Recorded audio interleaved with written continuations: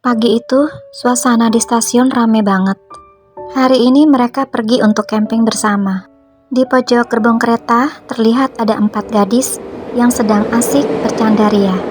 Mereka adalah Aira, Lala, Nisa, dan Ririn. Dan akhirnya mereka sampai di tempat tujuan untuk berkemah. Dan inilah pertama kalinya mereka ikut camping. Disinilah hal-hal yang aneh itu akan terjadi. Tiba-tiba Lala berteriak, "Gila, tempatnya estetik banget, parah." Kemudian Aira juga berteriak, "Yuk kita bangun tenda dulu sebelum gelap." Tenda mulai didirikan dan tawa mereka pun masih berlanjut.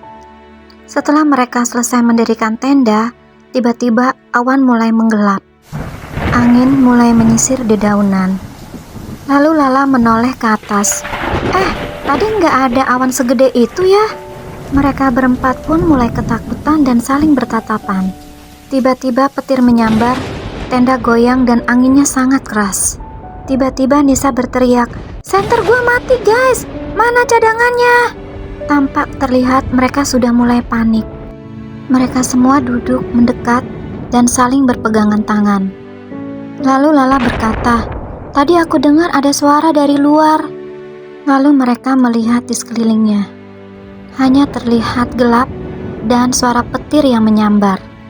Hujan turun sangat deras dan kabut makin tebal, membuat suasana malam itu makin mencekam. Dan tiba-tiba Ririn menghilang. Lalu mereka bertiga pun semakin panik dan memanggil nama Ririn. "Ririn, kamu di mana? Jangan bercanda ini nggak lucu!" teriak Aira. Tiba-tiba bayangan muncul di balik pohon. Bayangan itu diam dan tidak bergerak, lalu berlari menjauh. Itu dia Ririn," kata Lala. Mereka bertiga lari mengikuti bayangan tadi.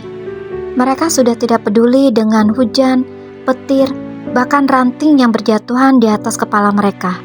Yang penting mereka harus temukan Ririn. Di balik batu besar, Ririn duduk menggigil.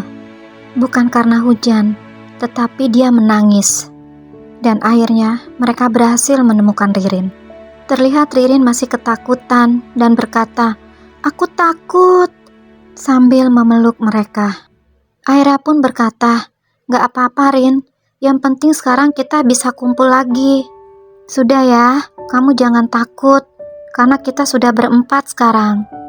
Ketika mereka berjalan pulang ke kemah, tiba-tiba Lala melihat sesuatu. Lala melihat ada kotak kayu tua yang terpendam di tanah. Dengan penasaran, mereka mengambil kotak kayu itu.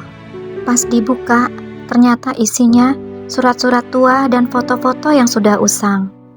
Dan ada sebuah tulisan di kertas. Tulisannya, "Untuk kalian yang berani bermalam di tempat ini." Mereka pun saling bertatapan dan bingung. Akhirnya mereka meninggalkan kotak itu tetap ada di sana. Pagi pun tiba, matahari cerah dan mulai naik perlahan.